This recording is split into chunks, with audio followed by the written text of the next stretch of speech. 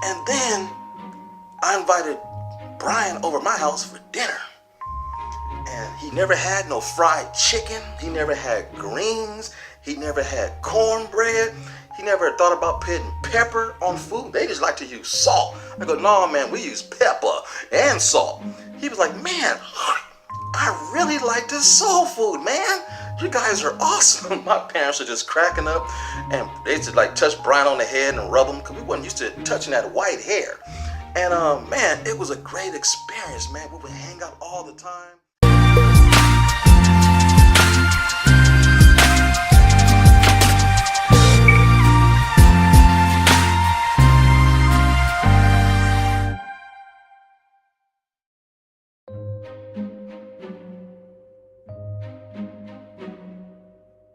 Hello, what's up my YouTube fam?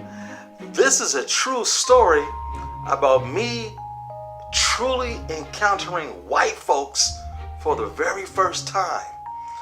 Now, growing up in Compton, I'm surrounded by blacks continuously. The grocery store, the school, the Kingdom Hall, places like that, it was all a black community, man. I seen white folks on TV back in those days, the Brady Bunch, the Partridge Family, Eight is Enough, you know, things like that. I seen white folks. Now, when I was 7 and 8 years old, my dad got us out the hood and we moved to Long Beach, California. Now, Long Beach at the time was straight, purely pearly white. We was the only blacks moving in on the block. I never forget the day we moved in. Big U-Haul truck pulled up, we getting our stuff out. It's funny, all the white people came out at the same time, started watering their grass at the same time on the whole block. It was all like, oh boy, there goes the neighborhood. It was a weird feeling, never got stared at like that. I felt like a monkey in a damn cage at the zoo. I remember my mom whispering, going, oh my God, this is gonna be terrible. It was a weird experience. Well, after a day or two of getting moved, everything in, we was getting settled in, this little white kid named Brian, same age as me probably, came across the street, he lived right across the street from us, came and knocked on our door. And my mom looked through the peephole and go, Tajah? Who's this little white boy out here? I'm like, Mom, I don't know nobody around here, so I don't know no little white boy. And she looked through the peephole again and she said, let me open the door. Hello, can I help you? Hi. My name is Brian, I live across the street. I noticed you have a son the same height as me. I was wondering if I can come in and be friends. My mom was like, what, hold up. Tajah, this boy want to meet you. I'm like, man. So I walked to the front door, I peek around the door, hello? Hey man, how you doing? My name is Brian. I go, my name is Tajah. He was like, what? I said, man, just call me TJ, man. Just don't worry about the African part. My mom said, go outside and play. So here I am for the first time talking to a little white dude. And after about an hour, we had so much in common. We was playing hide and go seek. We was climbing trees together. You know, we was playing stickball. It was cool, man. And behind my house, there was a big old open yard where they had electrical poles and stuff. So we had all the room to play. We were catching tadpoles and frogs. We had a blast. And then later on that evening, he said, hey man, why don't you come over to my house for supper? I'm like, man, what the hell is supper? You know, man, supper. Come on, man, let's go have some supper. I'm like, dude, what the hell is supper? He goes, man, we eat. I go, oh, dinner. Now, in my neck of the woods, we call it dinner. He goes, whatever, man. Come over to my house for some supper, dinner, whatever you folks call it. Now, I don't know how to take that at first, but I said, oh, okay. He never meant any harm. The dude was just ignorant because he just didn't know no better, the same as me. So I go to this boy's house.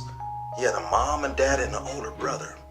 And before supper was served, we had time to walk around the house. He was showing me everything, went into his brother's room. Hey man, this is our neighbor across the street. Hey, come on in, buddy. What's your name? TJ. Hey, TJ. And he was building these models of a show called Battlestar Galactica and Star Wars. He was really into spaceships. This dude was buying the models of Battlestar Galactica before it premiered on TV. Man, I thought it was awesome. That dude got me into buying models and building them from scratch. That dude really changed me.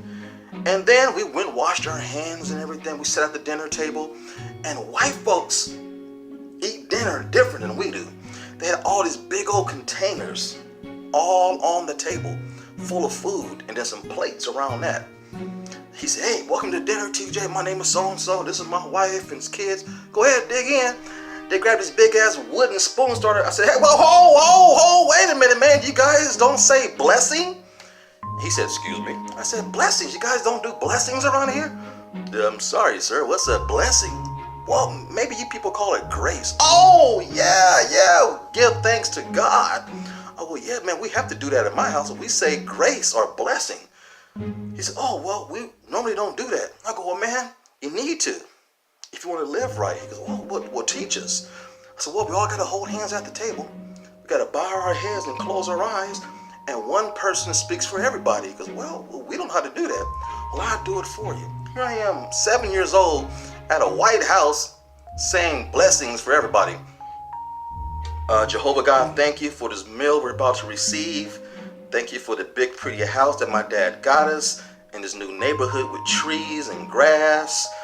Thank you for my new neighbors. They're cool, they're fun.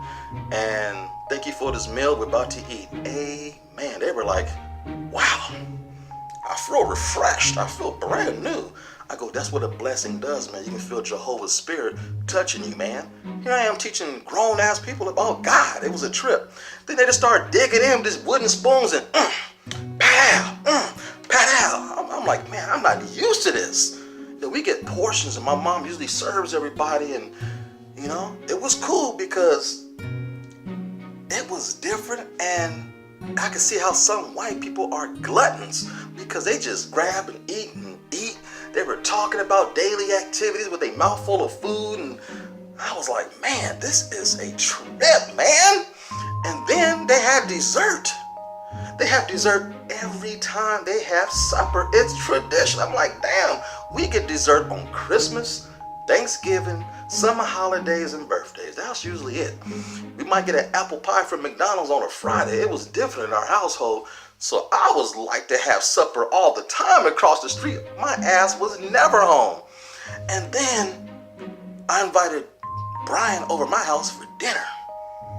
And he never had no fried chicken. He never had greens. He never had cornbread.